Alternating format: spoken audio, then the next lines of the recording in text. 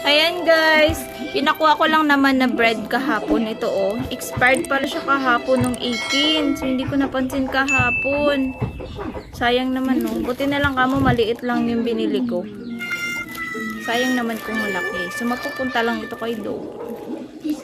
Ayan. Ayan no.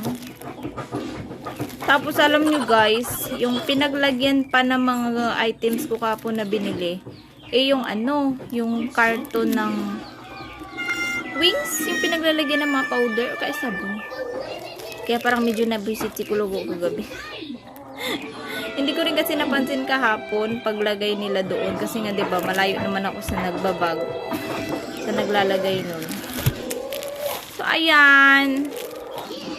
Hindi ko talaga napansin kahapon. Kaya kayo kung mag-grocery tignan nyo ng maigi. Huwag kayong magmadali. Kapon, hindi naman ako nagmamadali. Hindi ko talaga siya napansin.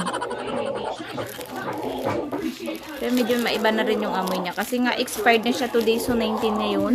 Kahapon pala expiration. So, kahapon na din ako nag-grocery ng mga items ko na gagamitin.